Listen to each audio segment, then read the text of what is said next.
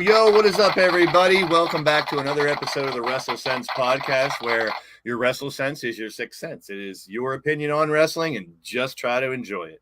And it's easier said than done, I guess. But we're back, and last week we previewed two huge supercards. There was actually four big supercards, and the NXT supercard and the Impact supercard, from what I saw, were damn good too. I don't say pay-per-view, I don't say PLE, I say supercard.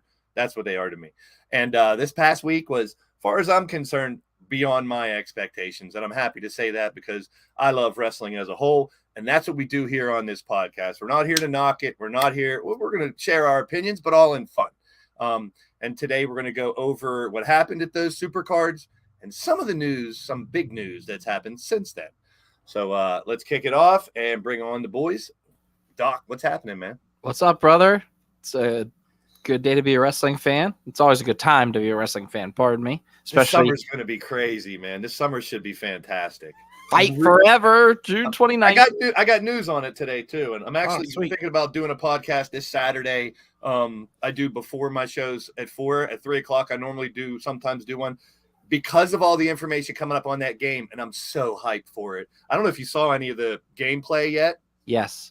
Me and Bodie have been watching YouTube like crazy. There's actually more videos out we haven't got to see yet, but we actually got to see one where it was an intergender match between Chris Jericho and Britt Baker. Orange Cassidy, you actually could put his hands in his jeans. Did you see Darby and Statlander yet? No. The dude, they fight each other, and you could get on the skateboard and ride around and do tricks on the skateboard and fight while you're on the skateboard. You know, I'm going to tell my son this live, right? There's much. We're gonna watch the reaction. I got some of the news here, and I do have a couple slides to show, a little bit of it. But a lot came out yesterday and today, the 29th, it comes out.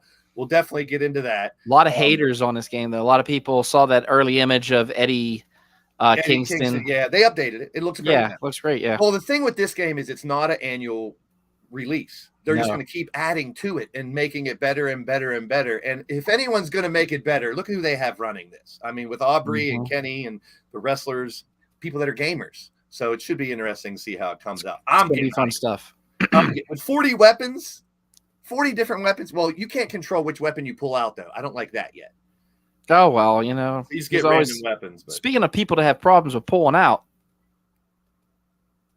Oh, there it is. Hey, what's up? I didn't know who to bring on. I got a weapon you could use. It's only like 2 inches long, but what's happening, CJ? How you doing, man? I'm driving home from dinner with my my best friend from high school, so I'll be on the phone until I get home, and then I'll hop on the computer. I do have one little slide at the end of our slides where we'll get an update on you personally. So yeah, I got you. We'll hold off on that. And we'll talk about that in a little bit. Yep. So deliver your pizzas and let's bring on Ray. What's happening? Wow. It's like a running joke on this show since we started. If you're in a car, you're delivering pizzas. Hey, CJ, is that weapon you have? Is that a meat hammer or a meat whistle? It's a tube steak. A very, very small one. Oh my God. Here we go. Before we get into this stuff, let's welcome everybody. Wally is here. Monstar. I love it when you guys share stuff out. That's amazing. Atticus. We just hit, big news. Hold on, let me get a drum roll. 200 subscribers on YouTube for the WrestleSense podcast. Woo! Yay! We're just going to keep climbing, man. I mean, I'm doing shorts every once in a while. That's one of the keys. If anything I've learned from my friends from the Hardcore Sports Network, and we'll talk about the unfortunate stuff from him later on. We got some things to talk about that aren't as great, but we'll wait on that. The shorts is a key, man. Just doing little shorts. We'll be launching YouTube and YouTube. We will be launching TikTok and Instagram next week. Blaze got our Dropbox set up so we can share clips, and I made the accounts. I just have not started uploading. I'm leaving tomorrow morning for a motorcycle trip. I'll be gone till Monday. But Monday when I get back, that's going to be the first thing of order. So by next Thursday, you're going to need to be subscribed to our TikTok account too, because I was thinking we might do a little more surprise stuff over there on TikTok where, the shorts are a little something. So yeah, watch for that. We're expanding. We're doing new things. William Kenna's in the house. Good to see you again. Welcome in. Oh, Quinn. William Kenna. I know him. Yeah. Devil. Amazing guy, man. Kelly. Wheels is here. What's up, Hot Wheels? Good to see you, my brother. He's been doing good in LTD. You got him fighting now in LTD. Hey, Hot Wheels, I still get around better than you, bud. Oh, wow. Jesus. Here today, man. Hot Wheels is a trooper, man. I got to give it to him. He is, man. He takes the abuse and dishes it right back out. I love it. I love it. And Don Callis. I will not be doing my cheerleading TikTok dances. Ray will do that. Let's get to wrestling. TikTok will be my domain. And we got, in my opinion, maybe the biggest news possibly of the year last night. I don't know about that. You should have put that TikTok in that I sent into the group chat. So as Excalibur is announcing CM Punk, it pans over to Taz, who's like... rolls his eyes and I'll show you how big of news it is. I'll show you how big of news it is. Watch. This is how much this news means to people. You ready? Come here. Go ahead. What do you think? Big news, right? Yeah. Big news? See? How huge? He agrees. You happy about it? Yeah, all right. There it is. Well, CJ mentioned in our chat, too, and it's been a lot of places that it was a very weird reaction. He's still pissed. It was mixed. Yeah, it was a very mixed crowd, man. I think it was 70-30, like 70 positive, 30 negative. More positive than I thought. Like CJ said, it's good for business. Great for business. It is. Reaction's good. And honestly, Punk's better as a heel. I think he should come out on Collision and just cut a promo saying, you know what? You all know what happened. And I'm such a big star, they just gave me my own show. And I think he should lean into that. And I think they should turn FTR immediately with him. I think they should be calling people out. I think they should let him go full off the freaking rails. Like Rogue. I agree. I agree. That too. I've also heard Punk has always been best whenever, first off, whenever you doubt him, but he's always best when people hate him. That man uses that shit like fuel. When they doubted him in WWE, whenever he did the Straight Edge Society, and they basically told him, like, do whatever you want, they don't care. That got over like Rover because his performances were great. Every time you doubt Punk is when you're going to get the best out of him. He's one of those guys that is like a piece of coal. You put pressure on it and it turns to a diamond. So right now there's a lot of pressure. They're banking this entire show around Punk. They're giving him his hand-picked guys. So now it's time. You either sink or swim, bro. Like, this is it.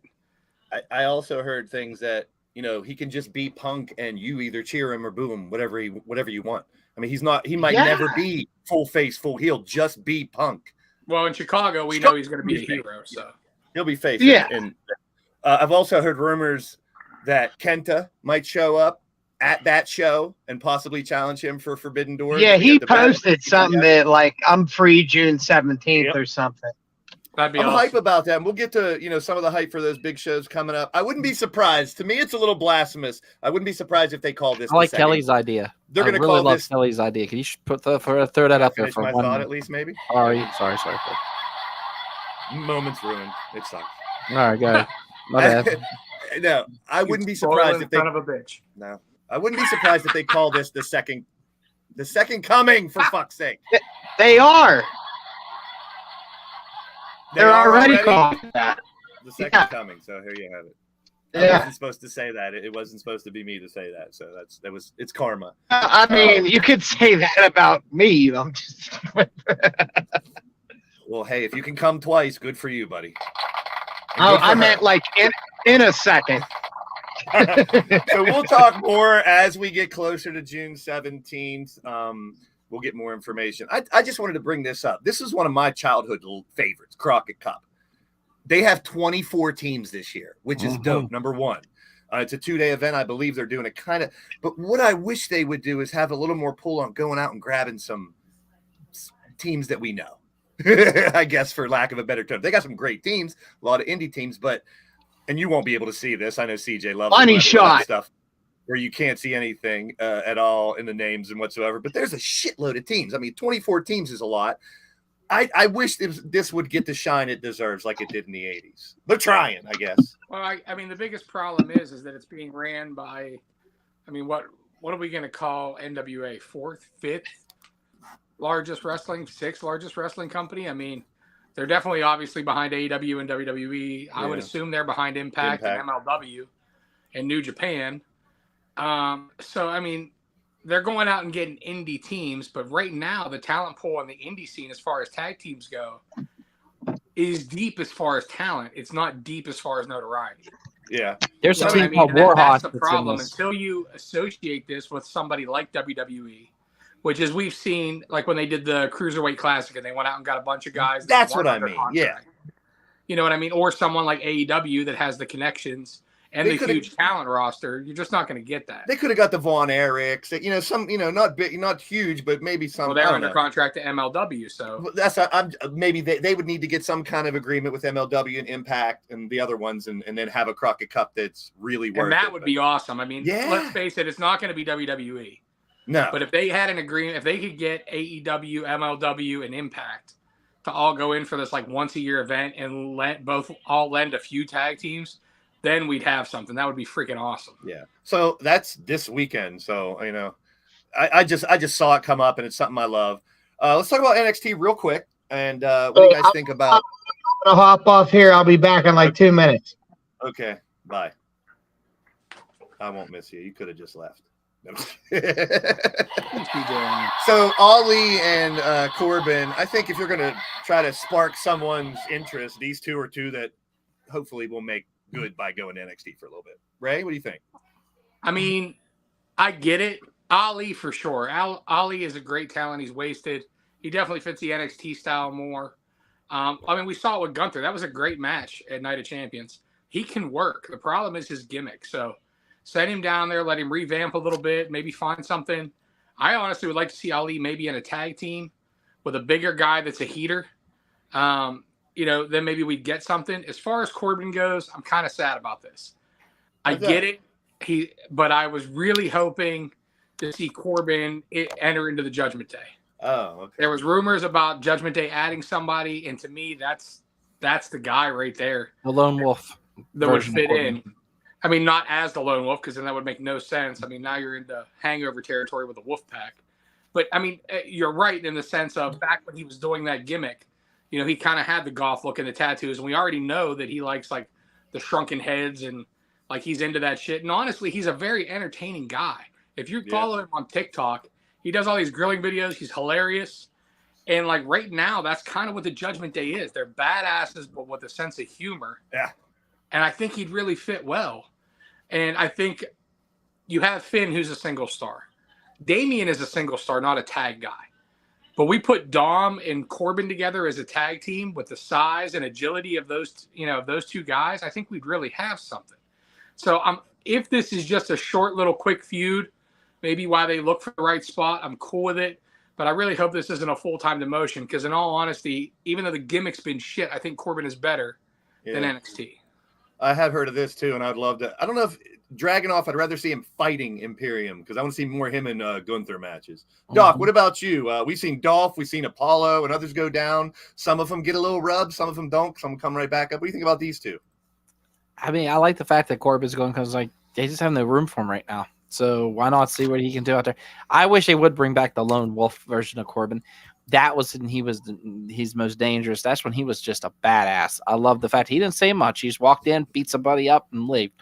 Ali, Ali put a hell of a match on at Night of Champions. Can't take it away from him. I mean, yeah, it was a little bit of a squash, but he did show fight. He showed heart. He showed that. So I like to see what they're going to do with Ali. I know that it's going to be Carmelo and Corbin for a little bit, which is going to be different, but I'm excited to see where to go with it. But like I said, just this moving in and out, I don't mind it. Keep everything fresh. You know what I mean? Not a big deal to me. You guys both mentioned Night of Champions. Let's talk about how it went down. Night of Champions. We started off with Rollins and AJ, which I heard is because Rollins had to leave because he has his film stuff and everything. I kind of thought it was funny when his pants were ripped. Yeah, and then they even brought it up on the show too, where you might want to go change your pants. Didn't AJ say that to him or somebody? Mm-hmm. Yeah, he did. I think that was pretty good. But as far as the match goes, Doc, what do you think about the new? Now, here's another thing. Last week I mentioned it. I thought they were going to carry the lineage of the old world title before I forget to mention this. This is brand new. This is a whole new belt. So yeah, tell me what you thought about this, Doc. I love the fact that Seth Rollins is your WWE World Heavyweight Champion. However, what credibility does that black belt that Roman Reigns holds now? Well, technically, it was the big gold belt. And it was the WWE belt. Yeah, it was weird. It's just like, I don't know. Like, it's just, they completely just disregarded one of his belts. I thought that was kind of shitty. But however, I am happy for Seth Rollins. Seth Rollins took the belt off of him. They should have took the belt off of Roman. And he is definitely going to be part now of the Marvel Universe. That's where he's filming. So I'm excited to see. Yet? Not yet. No, it's top secret right now. But he is in. Yeah, I suppose he's filming Captain America: New World Order right now. Ooh. So we'll see what happens. Captain America, now is Falcon. So then does that mean he brings the NWO faction back to WWE? Wouldn't that be something? Who knows? Who knows? Disney will be like, oh, let's buy it. No, so, I get it now. You can't. I wanted them to carry on the lineage of the big gold belt, but if it's already in one of Roman's belts, then when I heard that explained, I'm like, because AJ's the one that came out and said he was going to be the first ever WWE World Champion. I'm like, wait a minute, they're not carrying the lineage. So what do you think about all this, Ray? Is this championship the I can't beat Roman championship? Is it the consolation prize? Listen, we said the same exact thing about the Universal title when they released the Universal title. Good point. My biggest gripe though is that Roman is still carrying two belts, and apparently that's not going to change anytime soon. They said there's nothing coming down the pipeline for a single belt, but in my opinion, like you said, it devalues it by the idea. Yep. Now, if you want to give him a new belt also and call it the Undisputed World Heavyweight Universal Championship, whatever the fuck, okay, fine. But that becomes very convoluted to those people who maybe they're new to wrestling or the young kids coming up because they don't understand, well, how is there two world belts on here and one world belt on here and everything, as opposed to having it brand specific, which makes sense. I think that's kind of stupid and a missed opportunity. Like you, I would have rather seen them tell Roman, like, we're going to recognize you as the Undisputed Universal Champion. However, the WWE World Heavyweight title is now going to Raw exclusively, and you can either forfeit it or you're working both brands, and have Roman pull the star thing and say, like, I don't work 2 nights a week, you blah, blah, whatever. I'm still the greatest, whatever. I mean, however they wanted to do it. There's ways to do it to not make him look weak. Yep. And, it is what it is. There was no wrong answer to this match. The match itself was fantastic. I don't disagree with Seth. I know I was the one who picked AJ and surprised everybody last week by saying that. I still stand by that. I think it would have been a better idea. I'm not, because I wanted to see the club on Raw, but I'm not upset about it. I mean, Seth Rollins works great with everybody. He's a great promo. He can tween however you want him to lean. And, we're obviously going to see some good stuff from him. Like, every segment he's in is entertaining. So, yeah. And even I said this last week too. There's really no wrong answer. Both of these are definitely two of the best in the world. And my only main concern is, like Doc said, with the Marvel Universe commitments. Yeah, we don't need another part-time champion. I don't know. We'll see. All right. Speaking of the picks, Race Radamus out there. And we'll talk about some of your picks that really turned out well. You end up winning by 1. You had 14 right overall. Doc had 13. I had 12. And it was a couple specific ones that really put you over the edge. And let's talk about it right now. It was this one. From under the ring, she got some help by this woman. Zoe Stark shows up. There's a little information on Seth. We don't get to praise him anymore. Zoe Stark showing up. I love this. A surprise that we didn't hear about, we didn't know about. I was wondering what they were going to do with Stratus, and to have her help Zoe, I love it. And we ended up having her beat Becky. What do you guys think about this? And you picked it, Ray. You first. You said Trish was going to win. Yeah, so it's a great rub for Stark. We know Stark's talented as shit. I really like her work. Having the rub from Trish is awesome.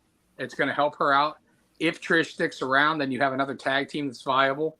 Now Trish has a heater too, which is awesome because we don't really see that much in the women's division. So it's kind of cool to have like that dynamic. Like, you know, we have the grizzled veteran and the young upstart, and when they turn on each other, it's going to be great. As long as Trish is going to stick around. So I've heard from everything I've heard, this is not a part-time, like just this feud, just this. Like I heard Trish is back now, pretty much not full-time, but pretty much full-time for at least a year. And I'm hoping that's the case because obviously we all know that's how you make young talent. Yeah. Mm-hmm. CJ, what'd you think about this? I thought that there was only 2 matches worth of shit on Night of Champions. Okay. AJ Fair. And Rollins, and then the tag team match. Yeah. Fair enough. So you didn't like this one. What about you, Doc? What'd you think about the Zoe Starks implementing her into this little situation? I mean, if you were going to get a mentor, why not Hall of Famer Trish Stratus? It makes sense. So now, you know, Trish can still fight, but she can't take the bumps like she used to. You know, that's what Zoe's there for. Zoe's the one's going to take the ass kicking from Lynch. So, I mean, I dug it. I dug it. However, I do want to see what Becky's going to do to have the answer to Trish. I think this is where you see the return of Lita. You know, this is where you see a possible, hey, you know, like only if Lita can work again. His last 2 matches were miserable. I'm kind of with CJ. I enjoyed Night of Champions, but there was only a couple matches that really stuck out. So I love Zoe. Zoe. Yeah, we'll see. She wins Money in the Bank. Keep going there, CJ. Gunther, and we kind of thought we all picked Gunther, but I said hopefully Ali would get a little bit of a rub. He ended up on NXT. We just talked about it. Yeah, I think Ali looked pretty solid in this match. I do. I figured they'd give him a little bit of shine over there, yeah. Right? What do you think, Ray?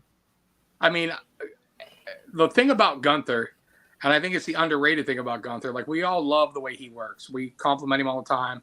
I love that stiff shit. It's great. But Gunther really goes out of his way, too, to make people look great. Yeah.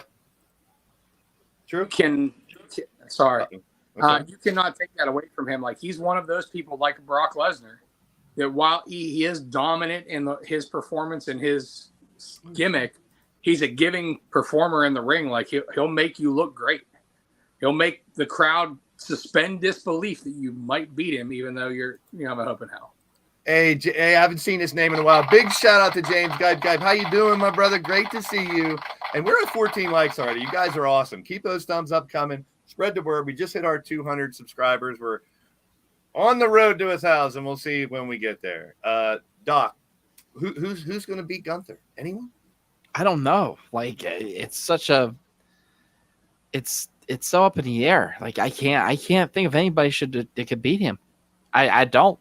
I like it that way. Do you like it that? But I like do. That. You have an indestructible force. You only have it once in a while. Everybody's like Brock Lesnar. Brock Lesnar's been beaten within minutes by Goldberg, if you remember that whole thing. So that kind of like doesn't ruin his credibility, but But Gunther really hasn't had that many, you know. So I love the fact that they're doing this with him, and that he has two brutes right beside him, you know. Well, Doc, keep it going because you and Bodie picked this next one, right? With Asuka becoming the new champion, beating Bianca. Yes. I was shocked about this. Did you like the ending? How she used the mist? A little different? Rubbed it in her eyes a little bit. Yeah, it showed that desperateness. That showed that that fortitude. That what she wanted. She wanted that title, and she was going to do whatever the hell she needed to do to get it. So the Asuka era starts. Let's see how long it lasts, though. That's the question. Ray, what'd you think about the title change here? We didn't get a lot of them, but we got one here. I don't mind it. I just wish, again, like they're still presenting Asuka like she's not full heel. Yeah. Even though her tactics are heel, even though she's leaning heel, like go full on with it. Like I don't know what the kind of drawback is. Bianca had a great title run. She defeated everybody. Yep. So I have no problem with them taking the belt off of her at this point and giving her, maybe a little bit of time off, some time to refresh. It's always better when the babyface is chasing the heel champion anyways. So, maybe she takes a little time away, comes back and goes after it. But like I said, I want to see an evil ass dark Asuka. Me too. Haunts your fucking dreams. That's what I want to see. And what if they put someone with her? Kind of like we'll talk about Don Callis and Takeshita later. Someone as a mouthpiece because she's funny on the mic when she does the dancing funny stuff. But if she had a mouthpiece, do you think that might help, Ray? If you would, I would want to see someone a la like a James Mitchell. Oh yeah, like somebody with that that does those dark style promos that could maybe build some mystique into the character of Asuka, and that's kind of what I think you would need because as you said, her mic work when she's doing the goofy dancing, gibberish gimmick is funny, easy peasy. But that's not what you need from a dominant champion. True. Solo Seasons in the house. Good to see you, and we got your answer right here from Atticus. We'll talk about that here in a minute. CJ, anything on this? I'm happy about it. I like Bianca. I think she's phenomenal, but I'm over it. So I'm glad. I know you talked about were you the one last week said you wanted a Bianca heel turn or something? We wanted something new. I wasn't here last week or 2 I was weeks still ago. in a lot of pain. It might have been 2 weeks ago. It probably was, yeah. Well, like I said, we didn't have a lot of title changes, but we had one there. I'm gonna try to buzz through some of these. Anyone? Squash. Thank you. Exactly what we thought it would be. Continue. Moving on. I did highly like Rhea's outfit on Raw. I did too. I can't help but love her. Okay, let's talk about this one. Very interesting. And Cody's promo about wanting a third match. Doc, what'd you think about how this one went down? He fought again injured. Almost won.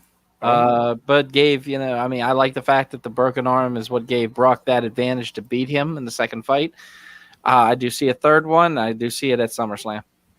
Ray, does it matter that he passed out and didn't tap out? To carry this? Should this keep going? It's going to keep going. One more? And SummerSlam? They played into the arm. He used the cast as a weapon. The match itself I thought was booked great. I dig that, Gab. It's pretty much exactly what I would have done, given the opportunity in the pencil. Now, I hope that we don't go all the way until SummerSlam, but knowing Brock, that's probably what's going to happen. Mm-hmm. But it's doing what it's. If you've heard the reactions, like even the Saudi Arabia crowd, with the scream in the right place, they were over like Rover for Cody. So it's doing what it's supposed to do. And what more could you really ask for? It's propelling the story forward. Well, just like when they went to Puerto Rico, they go to here. These are places that don't see WWE shows in years, or now Saudi every year pretty much and such. And there's another one in India in September they announced. But the crowd was hot. I will say that for a lot of this stuff. Doc, you didn't say anything about this one, did you? Or I started? Yeah, I did. You just start with me. CJ. I like that Cody lost. I like that it was like referee stoppage or whatever, and that just can continue the story of hard times. I enjoyed it. It was a lot better than I thought it was going to be, honestly. Yeah, me too. But here's the news that we were mentioning earlier. I don't get into politics that much. I knew Sammy and Kevin Owens didn't want to go over there, and now with Syria, because he is Syrian, and Saudi Arabia kind of in talks and making up, he went over there, and damn, was he over. That place was fucking insane. It made the hair on my arm stand. I mean, he came down in the garb and everything, which played into the crowd, but they fucking were lit for this match. And I loved it. I mean, like CJ said, it definitely stood out on this show, this match. CJ, why did it stand out to you? What was so great about this match to you? I mean, just the continuation of the story of the bloodline cracking at the foundation. Are they done? Are they splitting up, CJ? Are we going to get Absolutely, they're splitting up. Okay. Ray, what do you think? Is the bloodline going to split up? Or I mean, I thought it was done. I thought it was done absolutely perfectly. The super. If you want a master class in wrestling emotion, that sequence of Jimmy kicking Jay and Jay's facial expressions and Jimmy kicking Jay again, and the way that the statements and the looks in their eyes, the looks on their faces, the questioning everything. I mean, it was just absolutely perfect. It's one of the things where when you start wrestling training, like, obviously the main thing is your fundamentals, the moves. But then as soon as they start talking to you about your character starts with your facial expressions. And my God, are those guys masters. I mean, Roman included, in the way that they emote with their facial expressions during moves and show you what they're thinking without anything being said, with very few things being said. And that's honestly what has made this Bloodline storyline so good, is through all of this, through this, when Sammy joined, and like their performances the whole way through is acting 101, let alone wrestling 101. And we're at that break point now where, to me, we're entering Act 3 now. We've seen Act 1 where they built. We've seen Act 2 where, things sort of fall apart, but we think they're together. And now Act 3, it's time for all-out war. And I hope they go with it. I want to see, Solo and Roman. I kind of hope they bring in maybe Jacob Fatu from MLW. I heard that there were some things. There's another brother, I believe, that's in the Indies right now. Mm-hmm. Like, see Roman maybe bring some reinforcements. You can see Rikishi show up possibly and enter the story. Well, we're going to see Rikishi because you have 3 sons on different ends of the thing here. And, like I said, I want to see it. This is the most intriguing storyline. It has been for years. And while we thought it would kind of cool off with Sammy, and I'm glad that they moved Sammy and Kevin out. We got new #1 contenders on Monday Night Raw. Hopefully Sammy and Kevin are essentially done now for the most part with this storyline. Now it's going to be focused on Jay and Jimmy, against Roman. Public service announcement to all you wrestling fans out there and everybody who loves watching wrestling. Do not compare this story to any other story. This is an anomaly, people. Not in WWE, not out of WWE, not AEW, not in the past. This is one of the greatest stories of wrestling history. Please stop comparing everything to this. Thank you. Doc, what'd you think about this match? I love the fact that they made Jimmy the voice of reason, you could say. Jimmy's always been he was the hothead in the beginning, if you remember. Ain't nobody's bitch, if anybody remembers that shirt. And I have to quote on what's down below right here. Money always talks, kid. So just remember that. Yeah, if they give him enough money, Riley, I'm sure if whatever he told you could change. It could very change. All that's is called 7 figures in front of Yeah, him. exactly. But what I was gonna say is also, you sit back and you look at some of the things that, like Roman did this to himself. When it comes to the story, he is the one who pushed the Usos out. He's the one that took the power trip to a whole other level, and it completely just obliterated the bloodline. He crashed it himself. Sammy and Kevin didn't do that much work. They sat back and really let the chips fall. And in Raw, they actually said, we destroyed the bloodline. Here it is. We're celebrating. And then boom, throw an Imperium. Everybody's okay. We're focused on that now. It's like they can't miss with this bloodline story. It's like they can't miss. And I love it. I love it. Great stuff. I can't wait to see what happens next. It's straight up, though, because the performances are so good. Yep. Every one of them is playing their part to a T. Heyman, Solo, even though he seems like he's unemotive and mute, actually Solo can cut a really great promo. If you watch any of his indie work prior, it's pretty damn good. as far as him on the mic and stuff. So he's able, but he's just playing his character to a T, well. and that's what's made this so good, is that every one of them is just on another level when it comes to their character work and their ability. So we talked about Roman's part-time schedule, possibly a Seth part-time schedule. It could be both of the champs. And here's a look at Roman's schedule, and looks like he's gonna be on a good bit of shows here the next couple of weeks. I mean, so as far as being a part-timer, I'm on board with this a little more. I'm not complaining.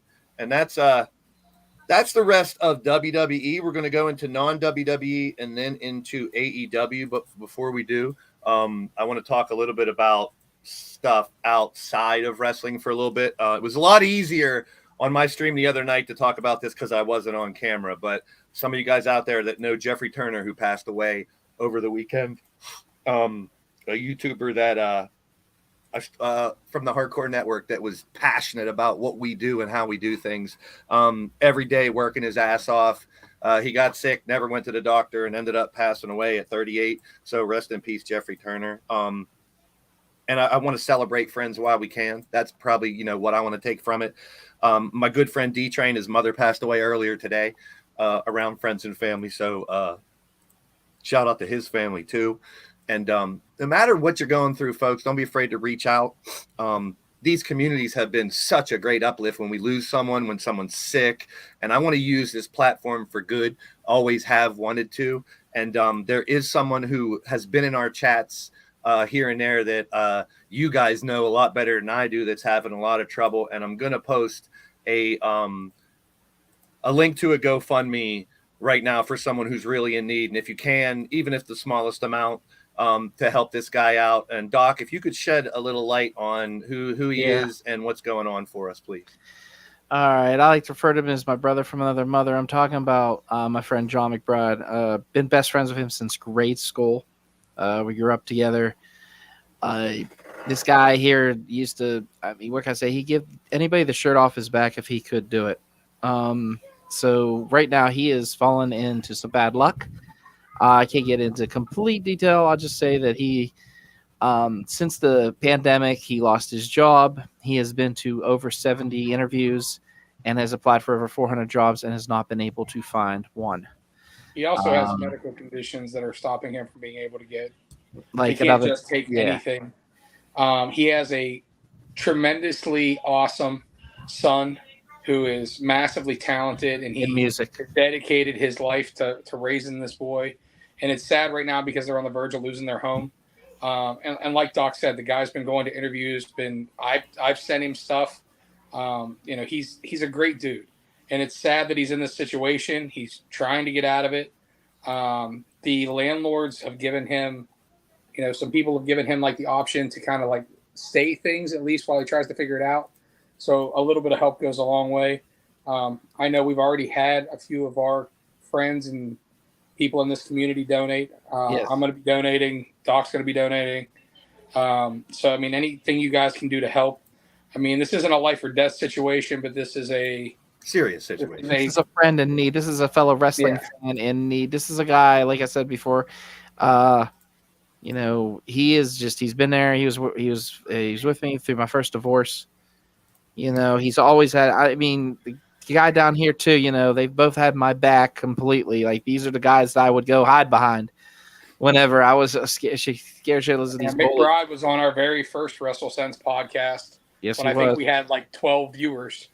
Yeah. You know what I mean? So I say this all the time about you people in the chat, man, and I shout you out, and I want to give you the people behind the channels is what's more important.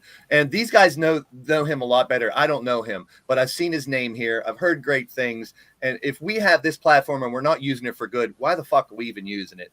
So if you can help him out. And we're going to continue to do things for people in need here. That's what we want. That's what I want to do. I'm going to post a GoFundMe also to the WrestleSense Facebook.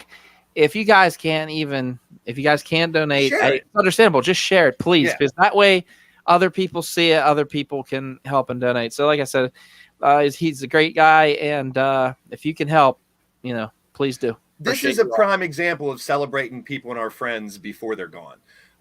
As we get older, we're going to, only see people at funerals and shit like that. So with this platform, and I've said it on my shows, I'm gonna say it on this channel and the other one, you know, RIP Jeff Turner, he was a great dude and motivates me to work harder to what I can do.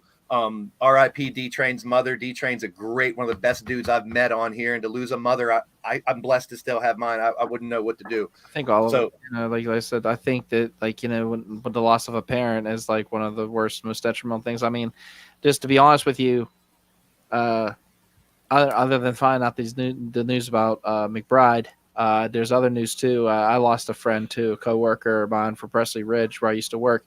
Her name was Mamie Shea. She was like another mother. She was one of the coolest ladies I ever met, man. She was just so nice, laid back, and she always lit up her room wherever she'd go. And so, R.I.P. to you, Mamie. See, and like I just said, I mean, we're talking about some people that are past. They're gone. We can remember them and the great times we had, but this McBride is still here, and we can help him. There's people that are still out there that need help, and don't be afraid to slide into my DMs if you want me to promote things. I've promoted on my other channel for everything you guys wanted. We'll do the same here. If you have someone in need or someone to help, we'll take care of it. Thank you, Clinton, for sharing that out. You know, that's what it's all about. And big shout out to Jason from that Wrestle podcast too. It's just something that it affects us all. We've talked about addiction and alcoholism and things like that here too. We've talked about mental health, and we're never going to stop doing that. We're never going to stop doing that because we have a platform to reach people, and we're going to keep doing that. And I'm sure CJ, you agree with this is real shit. It affects everybody. Yeah, Absolutely. and we're here. We're the good guys. We're the good guys that are out here to support every last one of you. Whether you stopped in our chat one time or just saw a short or something, it doesn't matter. You're part of our family. You're part of the WrestleSense family, and we want to keep it that way. So I'm laughing at what Hot Wheels said. CJ needs a bigger peen. We need an extender. Jesus. Thank you for adding comedy to get us back on Hot Wheels. You're not wrong. You're not He's wrong. been yanking on it for 40 years, and it ain't gotten any bigger. Whenever I had surgery on my foot, I should have got a PP enlargement. Yeah, some of that skin and added it. Comedy and smiles heals a lot of her wounds. Laughter is the key to everything. Yes, I don't care what anybody says. So we see the schedule, Roman. Let's take a schedule look at somebody else outside of WWE. Pretty busy schedule for this guy too. And I'd love to go to Beckley, West Virginia right now. God, that'd be June 10th. Listen to this, just the 10th and the 16th matches. He's fighting Will Ospreay on the 10th. And then, and Riley might know a little bit about on this, at HOG the next week, he's fighting Carlito. Oh, wow. Love that shit. I don't want Cardona to go to WWE. I want him to keep doing this.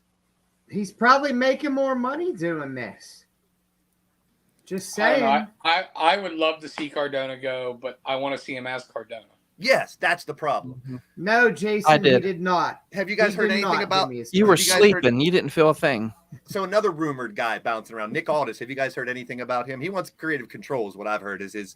He was in talks with WWE, but he wants a lot of creative control, is what I've heard. Well, that's actually why he's not with NWA anymore. Because he wanted too much control. Yeah, in the beginning, Billy pretty much gave him carte blanche. But that's what I heard Billy does with almost all of those guys. I've seen interviews where they say, hey, that's why I love it here in NWA, because he just lets, Murdoch said it, he just lets us be ourselves and guides us here and there. He doesn't tell us what to do. Yeah, but the bottom line is, the guide you here and there, it's still Billy's company. He writes the checks, and when you need to do something, I think that was kind of the I'm losing my mind here. The catalyst for Nick Aldis wanting out of NWA is whenever he wasn't getting his way, and he felt like, if I'm taking less money and not getting my way, why am I here? Yeah. And I've heard that there was, significant interest from WWE, which you're not going to get any creative control in WWE. You guys keep saying this. I don't think he's under contract. I don't think he's in Impact. He may have been. He's not under contract anywhere right now. If he's been on Impact, it's a per appearance. Yeah, deal. I was going to say, I think it's a per appearance deal. But apparently he was in talks with WWE, and he's come out and said, he's like, I'm not going to go into detail about those talks. I was just told that the timing's not right. We'll see. All right. So one last thing on WWE, I did lie, and then we'll get into AEW stuff. Oh yeah. We got money. We got Money in the Bank coming up soon, and I saw this picture floating around. I was like, it'd be really cool if they brought this back. Do you guys remember when they did this? That was awesome. How everybody just did a promo from the ladder. I think it'd be cool. It's been a while. I mean, look, there's Dean Ambrose and who's that? Alberto Del Rio on there. So that's been a long time. Jericho. But I think that would be cool. Who's suited up? Is that Claudio? Corbin, maybe? I believe so. I No, think that might be it's Claudio. Yeah, I think it's Claudio. Claudio. Yeah. You could see the hair kind of in the back. But I'm looking forward to Money in the Bank. Any of you guys got any picks of who you think's going to get the briefcase? Zoe I kind of think Stark. Cody. Who'd you Zoe say? Stark. Zoe Stark. Okay. The And women's I one. think Cody should not. No? I agree. Hey, Philly Halftime. How you doing? This is another guy from the Hardcore Sports Network, another great friend. He did some Go shows Birds. with Jeffrey Turner, too. Big Fuck shout the out to you. birds. Big shout out to Philly Halftime. Well, who do we have confirmed for Money in the Bank so far? Ricochet won and got his match to be in. Yeah. Two of them, right? Ricochet Yeah, and oh god, no wait, not Help us out, chat. Shinsuke, Yeah, it was Shinsuke. It was because he Shinsuke. beat Bronson Reed, which I thought. Yeah. Don't get me wrong, I would have much I rather love. seen Reed in. Me too. Me too. All right. If Reed's out, I'm gonna say what I don't want is I don't want him to waste it on someone like Ricochet. That they're not going to give a legit chance of anything. You know what I mean? True. Like, Yeah. if you, I love Ricochet, too. I think I it do should be too. LA Knight. I'm good with call. that. Were they trying to make him heel? They were pumping him booze when he came out last time. I think they're trying to make LA He's Knight one of heel. those guys that the crowd loves, even though he's a heel. Yeah. He's kind And of got they're- the Stone Cold effect a little bit. Tweener. But Yeah. I Yeah. could see him holding the briefcase and making it a big deal for Oh, 11 months before he finally cashes in, and then he's the kind of chicken shit heel that would be the ultimate opportunist thing. And I think he'd get the Dolph Ziggler pop when he did cash in, because like I said, think the he fans would, love too. to hate it. yeah. I agree. He's an underground sensation right now, I guess you could say. There's so many I people that don't love think him. He is an underground. I want him to be sensation. more popular. He should be there every week cutting them promos and shit, Mhm. man. Yeah. Fucking put him on Problem is, commentary too, or something. The problem is too is they're like, oh, this young guy, he's 40 fucking years not. old. Yeah, he's not already- young at all. He's just new. Yeah. He's Speaking of new. WWE. Speaking of new, and you guys in the live chat that are involved in my other channel will be hyped on this, and me and Doc were shooting the shit earlier about it. Fight Forever isn't Wait Forever anymore. It's June Yay. 29th. We got a bunch of gameplay came out today and yesterday. I will be doing a show, possibly Saturday, a Get Blaze talk show, and we'll talk a little more in depth on this. But the couple things I do want to mention, as I traded a bunch of videos of gameplay that's out there now. There is 40 weapons, which is amazing. There's a shitload of blood. When you cut someone open, blood just pours on the mat, as you see there. And blood is everywhere. Talking about a Mortal Kombat, like remember the old Mortal Kombat where it was like the big splotches. You got like puddles are flying from their head. You can get on a skateboard and ride around. Skateboard is one of the weapons. You can hit people with the skateboard. You can fight them while you're on the skateboard. It's crazy. The other person can use the Do we want skateboard. to see a live reaction real quick or no? Because he Has he does seen not it yet? know. He does not know about the skateboard yet. He is going to go ahead. talk. I'm gonna cover. There's Buddy! three things that aren't that great. The game looks phenomenal though. No full entrances. They just come out a little bit, show them off, and then they're in the ring. There's no custom matches. They have a decent amount of matches. I was going to show some screenshots because they have all the menus and everything on these videos. Here, I got something to No tell you. custom matches, no community creations where you can upload your own images and stuff. You can create a wrestler. You can not I'm sure that's create something a they'll match. All right. So Bodie, I just wanted to tell you something. I think I wanted to tell you live on the podcast. Are you ready? Yeah. In Fight Forever, Mhm. you could ride, use, or do whatever you want, basically with the skateboard. What do you think? No, he's excited. So All you right. got like barbed wire. He's excited.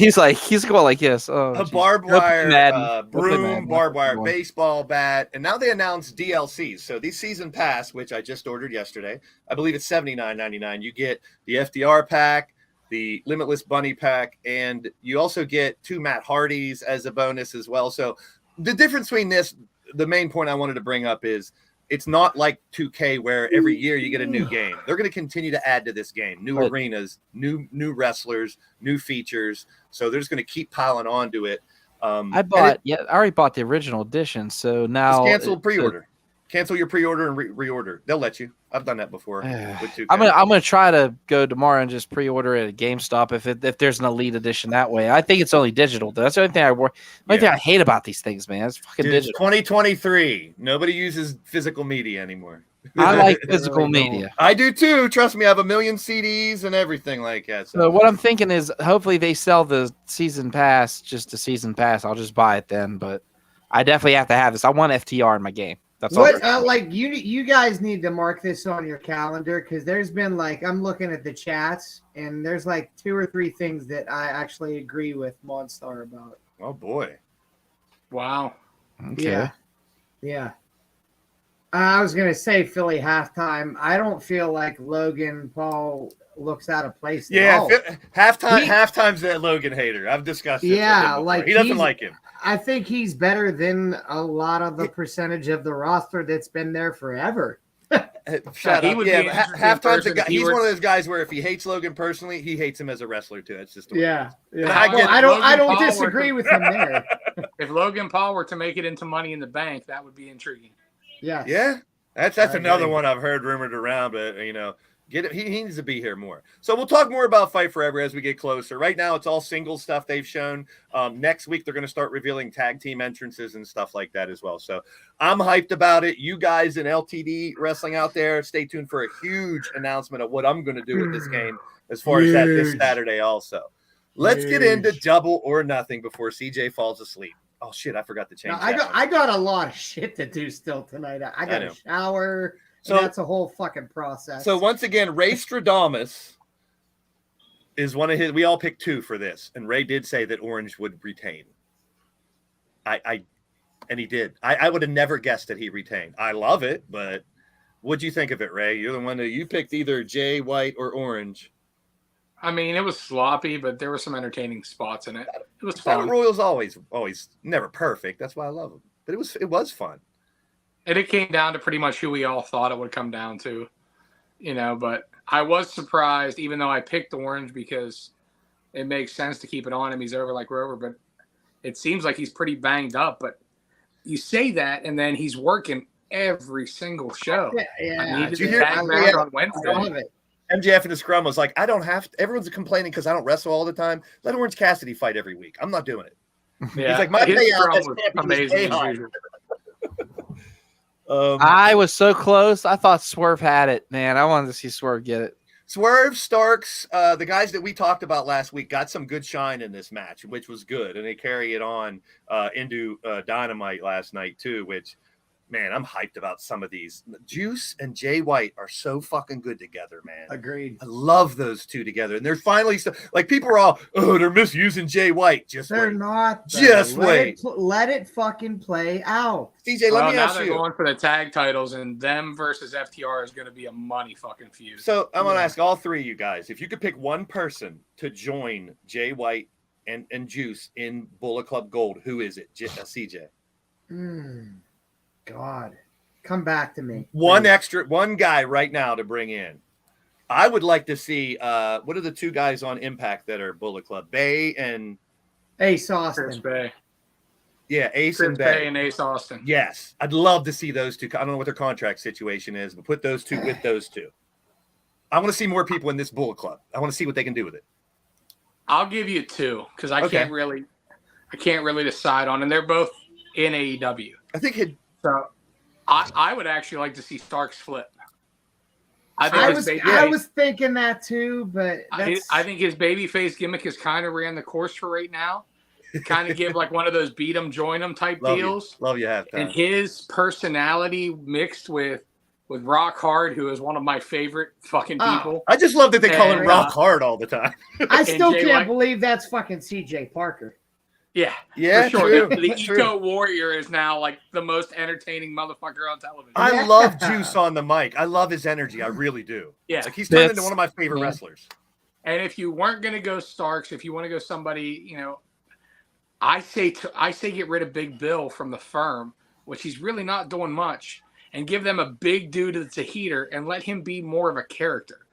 We know as Cass he was entertaining and can talk. So you put him with that personality and give them a big man behind them to be the heater on the outside of the ring, be the big some bitch that interferes in matches and helps them win titles and shit, I'm all for it. And he fits. If you look at those three guys together, he fits. Yeah. That is pretty good. I got mine. Okay, CJ, who is it? You guys in the chat too, let us know. It's a kind of off the wall, but not really.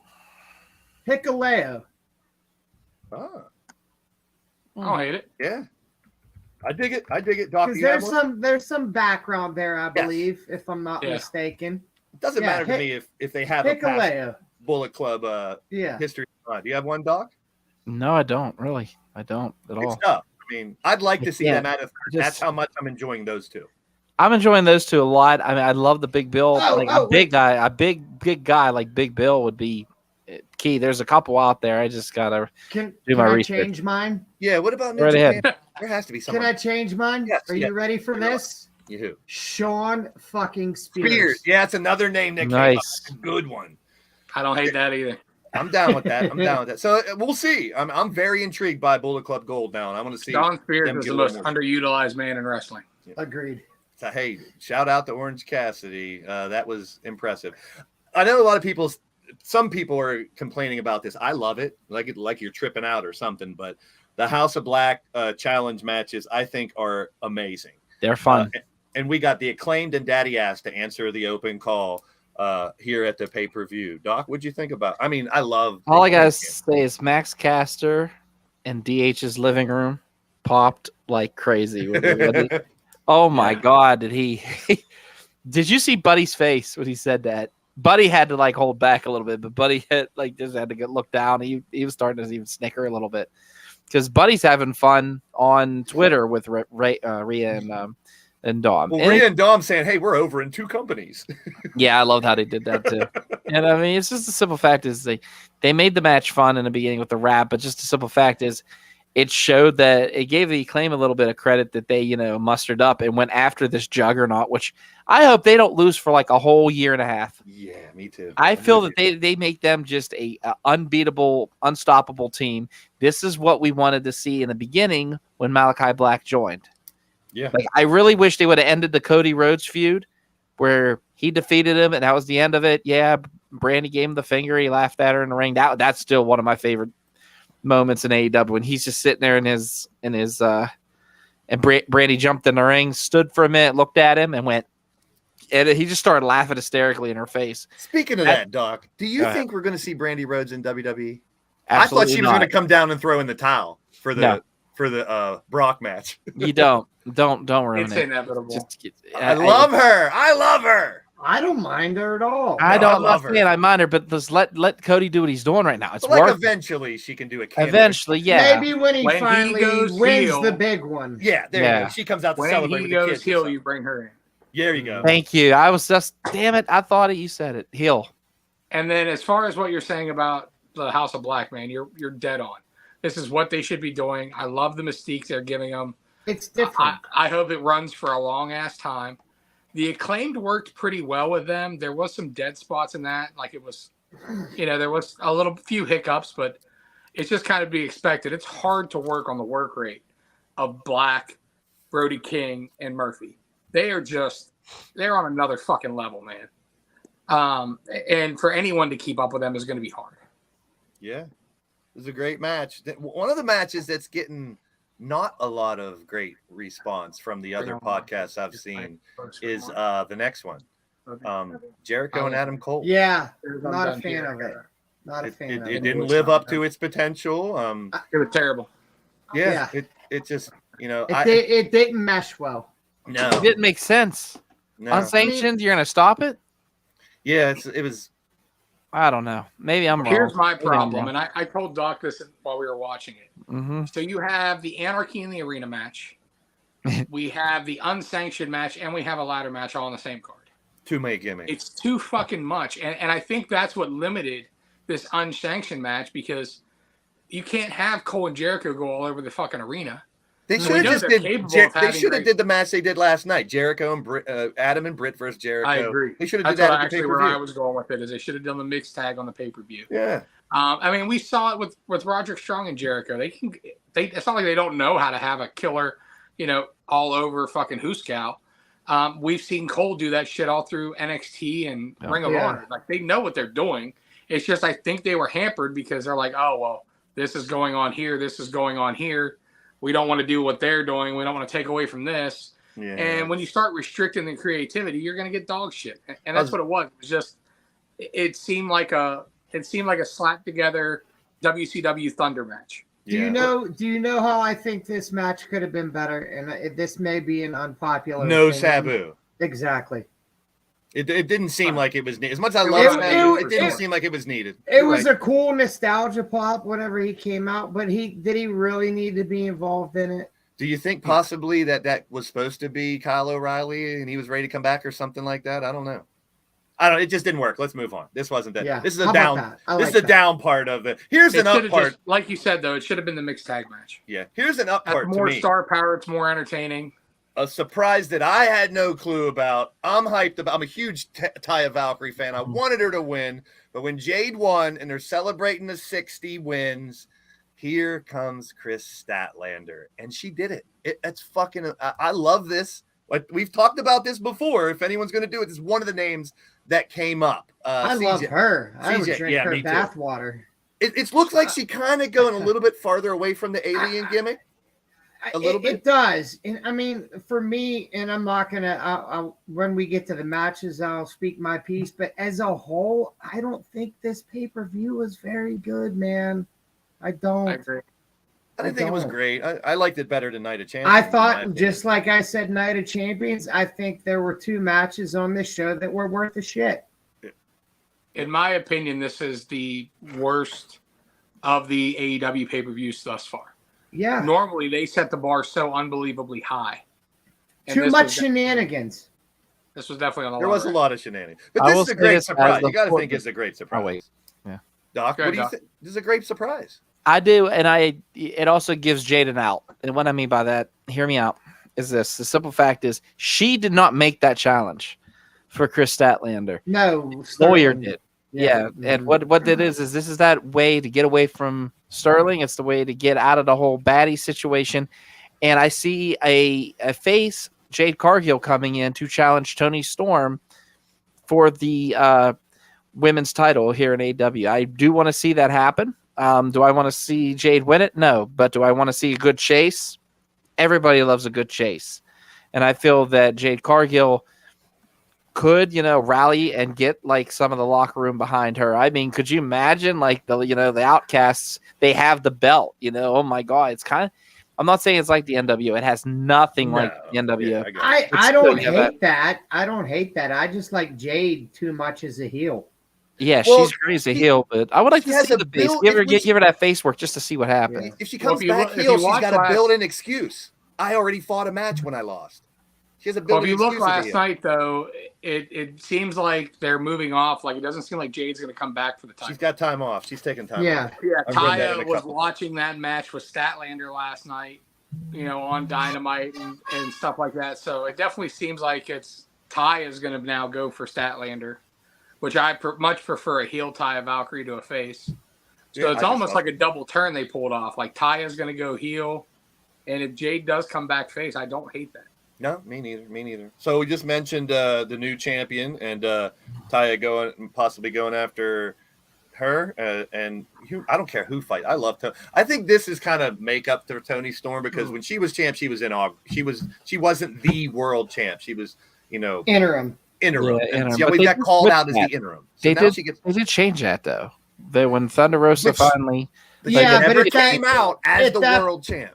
She was always called the interim. She deserves a real world title. They made an announcement that whenever Thunder. Yeah, but who gives a shit about an announcement? At that point, yeah, exactly. Yeah, at that point. I mean, but the simple fact is they could have put this on Dynamite. Yeah. I mean, Jamie was injured. She wasn't going to do much. I think you're going to see this again at Wembley.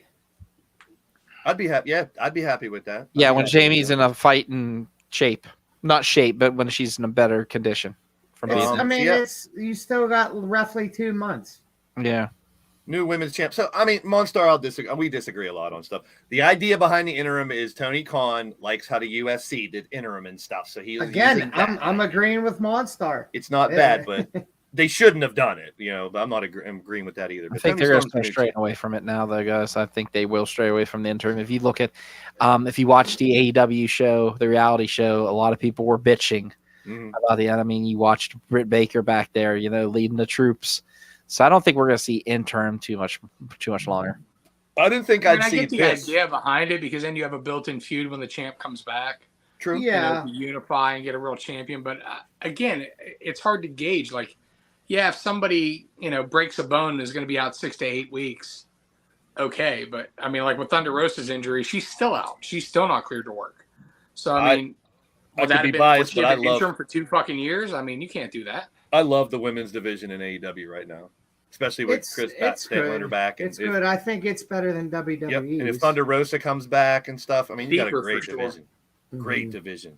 I didn't ever think I'd see this, but Wardlow doing a little Jeff Hardy impersonation. Oh, he's been doing that his whole life. That's nothing. Well, that's nothing new to me. Yeah, but the people got to see it, and it was phenomenal to see a big guy like that do that. Interesting fact: Wardlow was on the Undercover Boss with Stephanie McMahon, I think. Oh, really? And I don't know if this made the actual show. He did the Swanton, and Stephanie was like, that's really cool, but never do that again because you don't need to. Yeah. I don't. Oh, we can go back to the injuries and stuff like that from the big spots. It's Daredevil acrobats. It's wrestling. Well, You're going to do big spots. It's a WWE get hurt on theology. Like they used to get hurt on a Kevin DDT. Owens and tell him not to do this shit. Yeah.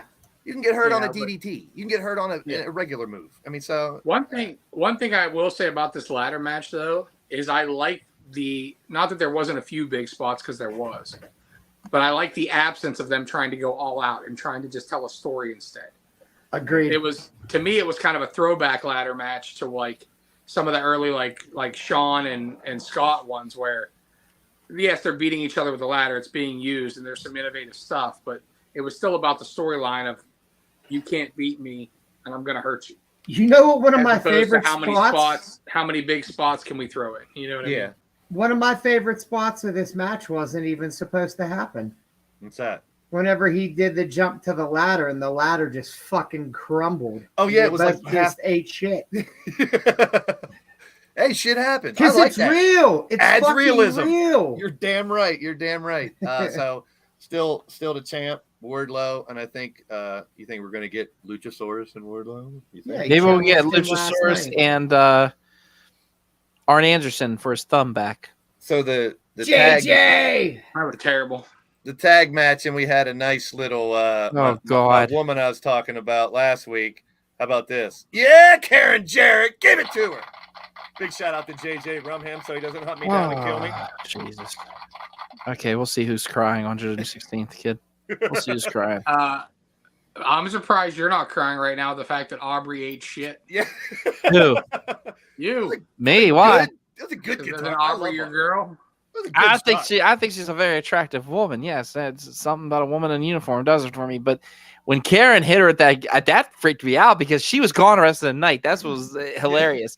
She did not come back. She didn't catch her. She didn't catch her very solid. I don't think where she should have like on top. It looked like more like it was in the side of the fucking face. Either way, she took it. Hey, and then Karen Jarrett fell right after this. She did. Slipped and fell on her face. I'd have laughed in her grill, but the Botox saved her. Yeah. Oh, come on. Sorry. How about this? Did you guys see this at all? That's what offends you, CJ? Jesus Christ. I'm biased. She's a Pittsburgh girl. Yeah, I know. So, did you guys see this right here? Oh, yeah. He didn't realize he had the belt on. Yeah. He was like, I gave it to the guy at ringside. He's like, no, bro, you got it on still. He didn't realize he had his belt on. So that was just a funny little moment. I dig it. Let's talk about, well, of course, we have defended the champs. FTR still your tag team champion. It was all right. It was a fun match. How about this shit? Yeah, no thanks. That's a lot of tax. That's not just a little. And they did. So this belt, this is, oh shit. What are you fucking doing now? Oh, gee, now you're back to the fucking gimmick. I ain't talking about all this shit again. No. Jesus Christ. Boom! Let's talk about this. And you're out of order because that was the main. It's all right. I love this, Matt. I love this exploding super kick. They got a lot of shit for it though. There's a lot of people online, a lot of haters on this. It was different. I liked it. I thought it was cool. I watched it back like 30 times to try to figure out how the fuck they did it. Because he reached to his ankle and unhooked something afterwards. But no, it was a squib that was remote controlled. If it was under his foot, why didn't it go off when he walked? It was a squib that's remote controlled. Oh, Same thing they do in movies where they put like the bullet hole thing inside you. Yeah. And it blows up. So you could have stomped the shit out of it. I mean, they probably told him to take it easy walking down just so he didn't accidentally trigger it. But then somebody had the remote.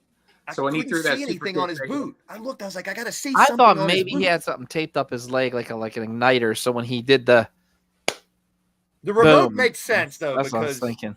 If it's on impact, and it was on the bottom of his shoe, it would have went off when he walked down. So it was like a remote thing, but it looked fucking phenomenal. Sure. It looked good. Moxley's wounds were very cauterized after that, but hey, work on it. Jesus Christ. Exploding super kick, and then we got a little surprise, which I love, and it's this guy going heel with a little buddy. You don't like it, CJ? Talk about it. I mean, I like it, but it just, again, like, I just did not really enjoy the pay-per-view all that much. But Don Callis with Takeshita, you don't like that? I do. I love it. Me too.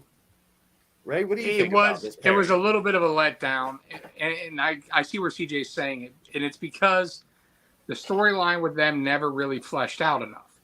So, yes, he helped them out once, and they gave him an elite shirt, but unless you followed being the elite, he was only on Dynamite with them for that tag match and like one time help in a promo. Yeah, it's not like they were together for 6 months and they were welcoming him into the elite before he turned on them. Yeah, they kind of rushed the gun on this to make it fit, and because of that, you don't have the investment that you need to make it matter.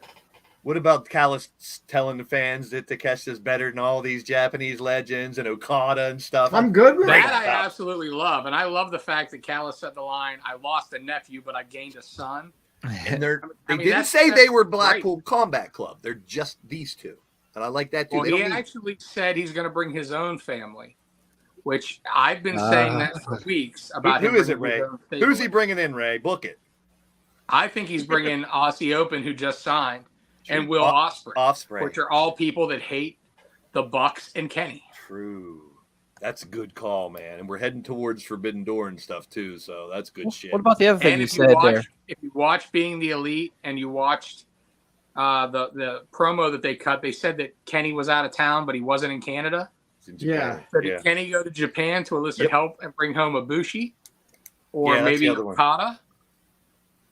So maybe we see a blood and guts match at All In with the BCC and Takeshita, even though he's his own thing, versus the Elite and Kota Ibushi, or the Elite and Okada. Jericho's a wizard, so of course he's going to throw a fireball. Yeah, you don't question him. Don't question a fucking wizard. Question the wizard, man. He's a wizard.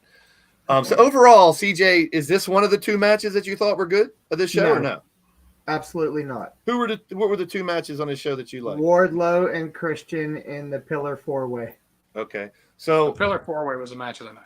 Yeah, it was the match of the weekend. That's why I put it. It was the price of admission alone. What'd you guys think about the live band playing during this match? I thought it was hilarious. To the mistake. It went a little too long, but I loved it. And I actually told Doc when they started the song the second time, I'm like, they're going to go until they get super kicked. Yeah. I didn't mind it. I mean, there was a lot of wild spots. What's tough with me to watch it reminds me of like Mad Max Fury Road. Like the guitarist keeps playing while everyone's dying. You know? Monstar, you say Jackal, I say Cyrus the Virus. There you go. Jeez, there you go. The thing that I didn't like about the match, I liked the whole thing because these are some of the greatest wrestlers in my opinion, but they were trying to jump to the different things and it wasn't catching everything. Like the camera work, there was so much going on in like 4 different spots. So they couldn't catch it all. I don't remember if it was the Stadium Stampede or the other one, but they went split screen. And I felt like they should have done that a few times. Yes. That's all my only complaint. But I do think this is going to lead to a blood and guts match. So And we're going to bring back the oddities, too. Hey, Andy Price, he went to Japan from New Zealand, traveled to Japan this past week. So I hope you have safe travels there, Andy Price, going back to New Zealand, my brother. So, yeah, I did flip the main events. And I didn't even talk about the pre-show match, which was Ethan Page and the Guns versus Hardy and the Hook. Hardys and Hook, which Hardys. Well, and the only thing to talk about in that match is the fact that Hardy botched the shit out of stuff. Who? Which one? I didn't see it. I missed the whole match. Jeff I didn't get to see the How did you miss that? I had to go to YouTube to watch the regular thing, and then over there, so I missed part of that. It was bad. Yeah, it was bad. Oh, then I didn't You miss didn't much. miss Fucked up a whisper in the wind terribly, missed the rope entirely and fell down. But 2 seconds before that, I think it was Austin Gunn was supposed to reverse the twist of fate. But instead of Jeff laying into it and holding on as the reversal happened to make it look realistic, he did this fucking hokey arm throw thing and threw himself on the ground. It looked fucking terrible. He took like an ass. Get better, Jeff Hardy. Get better, Jeff Hardy. One thing it could have been ring rust. He hasn't worked in 11 months. Mm-hmm. But it wasn't. He had babysitters too down there because it is Vegas. So we all pretty Not much a bad idea.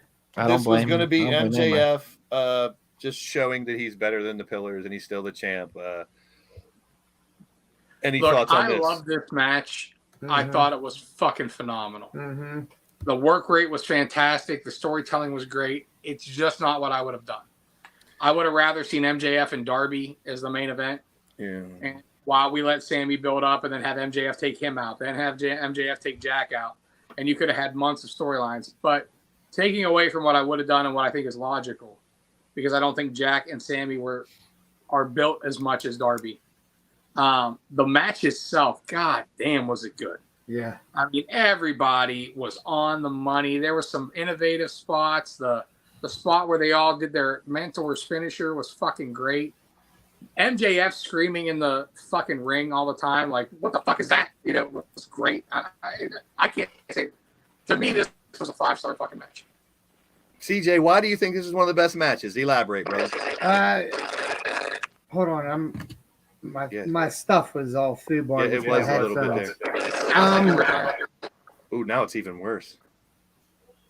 Ooh, now we lost. Was that Ray or was that me? I think it sounds fine now. That was Ray. Okay, let me plug my headphones back in. There we go. No, well, this is the future. These guys proved they're the future. Throw Ricky Starks in there too, in my opinion. CJ? The story, just the work rate. I mean, that finish was phenomenal, and they teased it leading up to it. Well, like about Darby saying the MJF headlock takeover, and then and I love the fact that he did the coffin drop onto the belt, and then MJF put him in a headlock takeover. Yeah, that was a very classic ending here. Doc, what about you? What'd you think of this match? I loved it. The simple fact is, I'll say it once, I'll say it again. This match right here was price of admission alone. This match here, like I said, like Ray said it earlier, stole the show. I mean, it showed 4 pillars, 4 guys that started in this company that all of them, even MJF, even though he has that belt, they've all fought and clawed their way to the top, and this just showed the hunger in all of them. You know what I mean? That's what I loved about it. And I love the fact that MJF, like always, chicken shit heel style with that belt right on top of it was on Jungle Boy, and then boom, headlock takeover. I had one pissed off 8-year-old. One pissed off 8-year-old. He was not happy. But I mean, simple fact is, I didn't see anybody beating MJF. I don't think the MJF train's going to stop. And I love the press conference afterwards. I thought the media scrum was great. I loved whenever they asked about his wrist, because you could definitely tell MJF did something to his wrist on the top rope powerbomb. No, it was on the coffin drop from Darby. Really? Because when he did it, if you watch it back, MJF lifts his arms up to catch the coffin drop, and Darby lands right on top of his one arm. Oh, all right. So that being said, I love the reporter said something. He went, "Yeah, it's fucked." Next question. I laughed. So I don't think we'll see MJF in action just for a little bit, but I mean, just the fact is, I hope to see another one of these. I say you run it back maybe 2 years from now. Just simple fact is just keep it going. See what happens. Whoever the champ is. What I really liked about this happened last night. What I liked about this match is even though MJF won and the other three lost, none of them fell off. There's still major parts of this show, and they showed it by, they here, we got Jack Perry with the Hook. We got Hook and him working on some stuff. So last night you got more of these guys. These guys ain't going nowhere just because they lost to MJF. Nor should they. This is the future, and they're still highlighting them. I love the fact that last night was still a lot about them, even though they lost. And I like the mixed tag match with Jericho, Cole, and Emma. I wish that would have been the match like we talked about before. Statlander right off the bat already challenging with Nyla Rose, defending that title. I love that. There was a little bit of everything. The Jay White and Juice, we talked about them too and their promos and everything. Best match last night was that 6-man tag. Yeah, definitely. The 6-man was fun. Hey, I like the Gates of Agony too, man. Part of me wishes that Gates of Agony match and that 6-man match was on ROH. I know it's not as, but those are ROH titles. Those are, it's a soft split, I know, but I canceled my ROH. I was paying, I canceled it because I want to see bigger matches on that show. Plus, we're live when it's on. So, what are you going to do?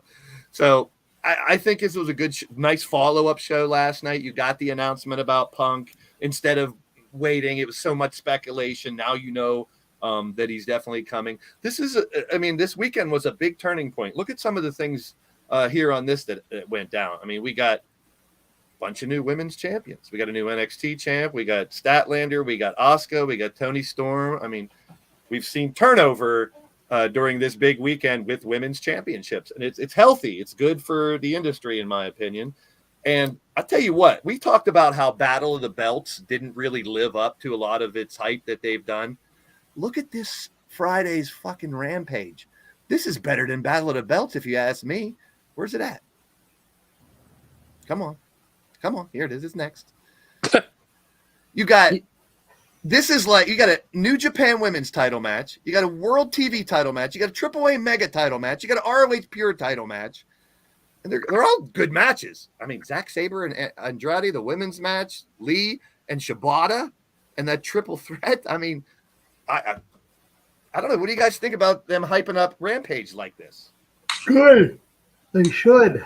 Yeah. I mean, some people bitch about AEW having all these other titles from these other companies on here, but when you're hyping up going towards a show that like we're going to talk about soon, that's what you do.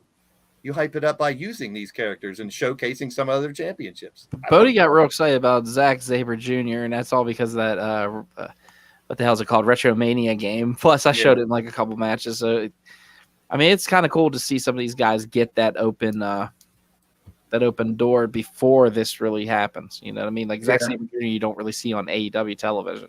Very excited about that. So it's pretty much like the build for this has already started. I mean, you're seeing the hint about Omega going to Japan possibly. You got all these possible, maybe some Bullet Club, maybe this, who knows? I mean, the door, pardon the pun, is wide open for this show. No matches are booked yet. And it's, 3 weeks away now? Well, I think the groundwork was laid for MJF, too. He brought up Okada and his scrum. And I think we talked about that a week or two ago, saying that was one of the matches we'd like to see, is Okada and MJF. Yeah. So I could sit here and bust out 30 different matches I'd like to see. And, like we talked about last year, Danielson didn't get to fight in that. MJF didn't get to fight in that. There were so many people that are out that didn't get to fight in the first Forbidden Door. I think this one should be a lot more hyped up. And then after that, you got All In, All Out. I mean, it's going to be a big summer for AEW. They got to pull out all the strings here. The big Wembley show as well. I'm hyped about it. We started out the show, me and Doc, talking about, what a great weekend it was and how hyped this summer could possibly be. So I'm excited about what we can bring on the channel, some different stuff. But one more last thing before we go. We need an update on our boy here. So CJ had his surgery last week and 2 weeks ago tomorrow. Yeah, 2 weeks ago tomorrow. I had my follow-up appointment on Tuesday. and they took some new X-rays. The X-rays look better than the doctor thought they were going to look. Yeah, good news. He gave me the option of recasting it after they took the stitches out, and I was totally against that because I wanted to take a fucking shower. So I got him to agree, as long as I promise to stay off, keep weight off of it, and use my little knee scooter gimmick. He was fine with the boot. So I go back. Yeah, right. I go back on June 28th, and he said that how things have been healing and how the X-rays looked and whatnot. He said that he doesn't see any reason whatsoever that I can't put as much weight as I want on it that's comfortable for me. And then I could also start physical therapy probably after my appointment on June 28th. So June 29th, you're giving me a piggyback ride, right? Fuck that, bro. Listen, June 29th, my goal, June 29th, is to be walking without assistance, even if it means walking with the boot on. Baby steps. If that's the case, oh no, I'm ready to fucking walk right now. But I was told maybe don't do that. So, but yeah, my goal is for June 29th. So by the end of this month is to be walking on my own without any assistance. And the good news about where I'm at, and speaking of mental health, my therapist actually called me out on this shit today, and I fucking love it, is they told me initially that this was going to be a 3 months till I'm back to 100%. And I said, fucking bet. And I said, I want to be walking within a month. And she hit me with, okay, well, why do you feel like you need to be walking in a month when they told you 3 months? I'm like, yeah, good. She got a point. We'll take your medicine. I got it. It's good stuff. But yeah, I'm like called vengeance. I'm like 3 weeks further along than I should be, because pregnant people. What I was originally told, it would be like 2 months before you could even put weight on it, and I'll be at like 5.5 weeks from surgery. Sweet. Whenever it in end of June. So we're ahead of schedule. Nice. So, you got all of our support. Fuck yeah. So I mean, that keeps me going. It honestly does. Sweet. Feels good. At the end of the day, let's do it.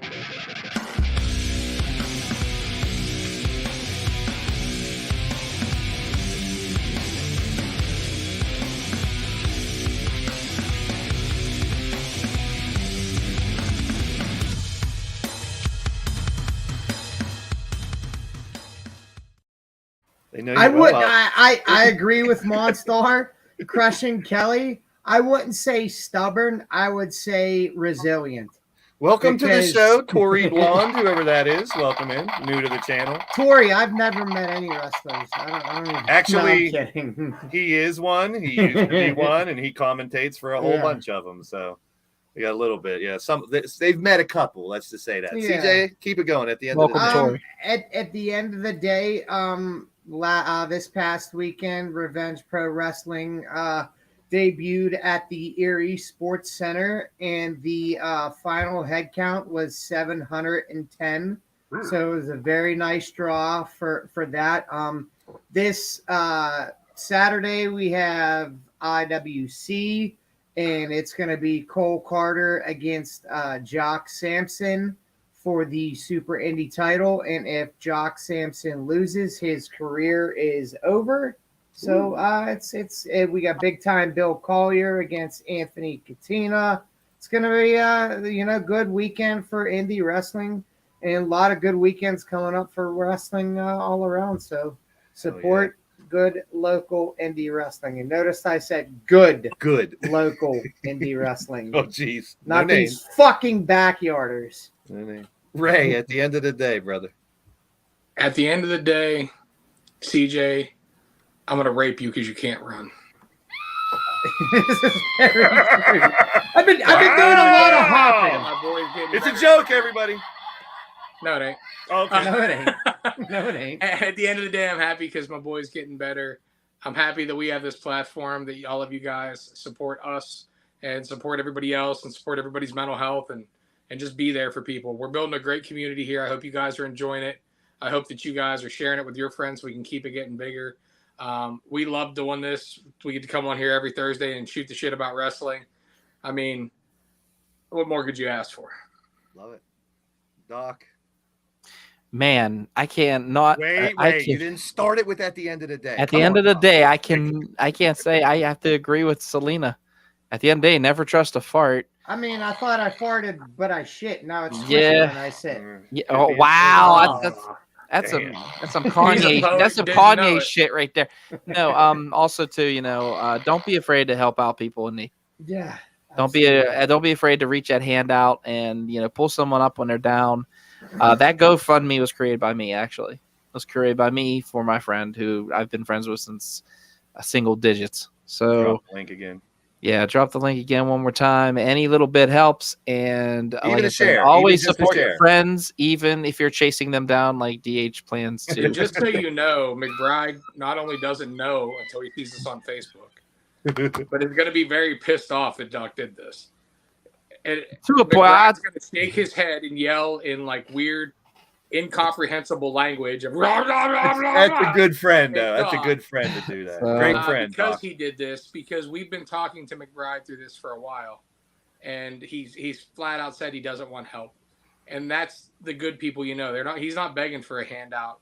Doc's doing this because, if any of us were financially set where we could just give him the money and it wouldn't be a big deal. yeah, we'd do it. exactly. But whatever way we can help, we're going to try to help the boy out. I mean, he's not a boy, he's a man, but he's a good man. So help him out, and just know that whenever he does find out about it, Doc's in for a world of shit. And We'll really video mean it. that. If you donate, we'll video that. We'll video him throwing me over a car. With stuff like this, even if you can't donate, sharing is so important. I can't Yes. stress that enough. You never know when the right person is going to see it and could change someone's life. I want to thank everyone out there for 200 subscribers. We are slowly grinding, and we'll be climbing and continuing climbing. I'm going to promote the shit out of this channel as much as I can on my channel and here and everywhere else. R.I.P. Jeff Turner. R.I.P. Mama D-Train. And McBride, we got you, bro. Don't worry. We love you. We're out of here.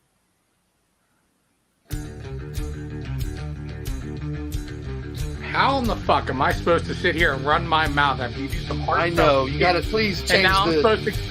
I'm just supposed to keep talking over and cursing you motherfuckers out. And here we go. Heartfelt, I didn't want to end on a down Fuck note. Fuck you. Save us, Ray. Save us from the down note. I ain't saving you from nothing. Go to hell. I know something you can save it from. Herpes. I can't save you from that. That's a disease there's no cure for. That stuff doesn't go away once you get it, though. No, it follows you right to hell.